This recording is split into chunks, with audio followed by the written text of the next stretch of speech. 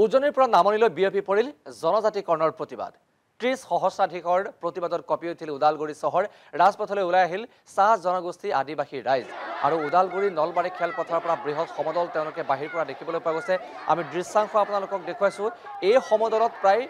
৩০ সহস্ৰাধিক লোকে অংশগ্ৰহণ কৰিছে জনজাতিকৰণৰ দাবী তেওঁলোকে উত্থাপন কৰিছে ভূমিপট্টা প্ৰদানৰ দাবী উত্থাপন কৰিছে এই সকল প্ৰতিবাদকাৰীয়ে লগতে মজুৰি বৃদ্ধিৰ দাবীত শ্লোগান দিয়া দেখিবলৈ পোৱা গ'ল এই সকল প্ৰতিবাদকাৰী সদৌ অসম আদিবাসী ছাত্ৰ সন্থাৰ উদ্যোগত এই প্ৰতিবাদী মিছিল বাহিৰ হয় ওদালগুৰিত হাতে হাতে বেনাৰ ফেষ্টুন লৈ এইদৰে প্ৰতিবাদী কাৰ্যসূচী গ্ৰহণ কৰা দেখিবলৈ পোৱা গৈছে ৩০ সহস্ৰাধিক জনতাই কপালে ওদালগুৰি নলবাৰী খেলপথাৰৰ পৰা ৰাজপথৰ এক বিস্তীৰ্ণ অঞ্চল তেওঁলোকৰ দাবী যে শীঘ্ৰেই জনজাতিকৰণ প্ৰদান কৰিব লাগে শীঘ্ৰেই ভূমিপট্টাৰ সমস্যাৰ সমাধান লাগে মজুৰি বৃদ্ধিৰ দাবীত তেওঁলোকে প্ৰতিবাদী কাৰ্যসূচী গ্ৰহণ কৰা দেখিবলৈ পোৱা গৈছে গতিকে এই প্ৰতিবাদৰ পাছত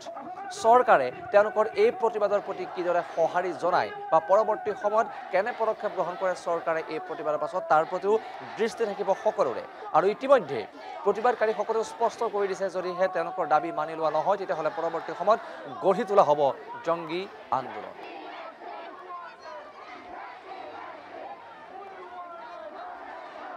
আমি সদৌ অসম আদিবাসী ছাত্ৰ সন্থাৰ কেন্দ্ৰীয় সমিতি ইতিমধ্যে সিদ্ধান্ত লৈছোঁ আৰু বিভিন্ন ঠাইত ইতিমধ্যে আমি গণসমাৱেশ বা গণসংকাৰ কৰি আহিছোঁ তিনিচুকীয়া ডিব্ৰুগড় এতিয়া বৰ্তমান আমি কাৰ্বি আংলং কৰিলোঁ আজি ওদালগুৰিত 50,000তকৈ অধিক লোকৰ সমাগমেৰে এই গণসমাৱেশ কৰা হৈছে এইমাত্ৰ কৰা হৈছে কাৰণ আদিবাসীসকল আজি অস্তিত্বৰ সংকটত ভুগিছে নিজৰ অস্তিত্ব সংকটত ভুগিছে আৰু অস্তিত্ব ৰক্ষাৰ সংগ্ৰামৰ কাৰণে এই আদিবাসী জনগোষ্ঠী ইয়াত ওলাই আহিছে আৰু এই আন্দোলন অকল ওদালগুৰিতে সীমিত নহয় এই আন্দোলন কিন্তু ৰাজ্যজুৰি হ'ব আৰু গুৱাহাটীত আমি দিছপুৰত আমি এই আন্দোলন কৰিবলৈ আগন্তুক দিনত বাধ্য হ'ম আমি 20 লাখ মানুহ লৈ এই আন্দোলন কিন্তু দিছপুৰত কৰিবলৈ দিছপুৰ কপাবলৈ আমি বাধ্য কাৰণ অকল আমাক বিজেপি চৰকাৰে নহয় যোৱাটো দিনত অসম গণ পৰিষদ চৰকাৰ কংগ্ৰেছ চৰকাৰ 60 বছৰ আমাৰ মানুহক অকল ভোট বেংক হিচাপে ব্যৱহাৰ কৰিলে আৰু সেই একে নীতিকে বিজেপি চৰকাৰখনক কিন্তু তেওঁলোকে অৱলম্বন কৰি আছে তেওঁলোকে 10 বছৰ শাসন কৰিছে 100 দিনৰ ভিতৰত তেওঁলোকে জনজাতি মৰ্যাদা প্ৰদান কৰিম বুলি কৈছিল আদিবাসীসকলৰ ম্যাদী পট্টা প্ৰদান কৰিম বুলি কৈছিল কিন্তু তেওঁলোকে একো এডালে নকৰিলে তেওঁলোক বিজেপি বিৰোধী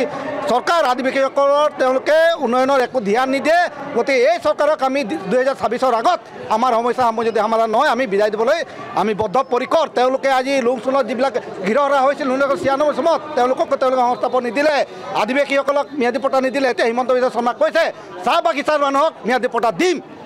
গাঁও বাগিচাত গাঁৱৰ মানুহখিনিক কোনে ম্যাদী পট্টা দিব হিমন্ত বিশ্ব শৰ্মাই কিন্তু আজি স্পষ্ট কৰি দিব লাগিব আজি হিমন্ত বিশ্ব শৰ্মাৰ আমি পৈতৃক সম্পত্তি বিচৰা নাই জনজাতিকৰণ আমাৰ সাংবিধানিক অধিকাৰ এই অধিকাৰ আমি বিচাৰিছোঁ ৰিণিকী ভূঞাৰ পৈতৃক সম্পত্তি বিচৰা নাই আমাৰ ম্যাদী পট্টা আমাৰ যি ন্যায্য দাবী আছে এই ন্যায্য দাবী আমি বিচাৰিছোঁ আজি আদিবাসী সংকটত ভুগিছে এই আদিবাসীৰ আজি আইডেণ্টিটিৰ কাৰণে আমি ফাইট কৰিবলগীয়া হৈছে তাতকৈ ডাঙৰ বিষয় নহয় আজি আমি ধিক্কাৰ জনাইছোঁ আৰু BTAD চৰকাৰকো আমি সক্ৰিয় দিছোঁ আৰু 6 শিডিউল এৰিয়াৰ যিবিলাক কাউন্সিল আছে তেওঁলোকক আমি দাবী জনাব বিচাৰোঁ যে 1986 যি চেপ্টাৰ আছে ক্লজ আছে যে মাটিৰ অধিকাৰৰ সেই অধিকাৰৰ মতে আদিবাসীসকলক আপোনালোকে য'তেই আছে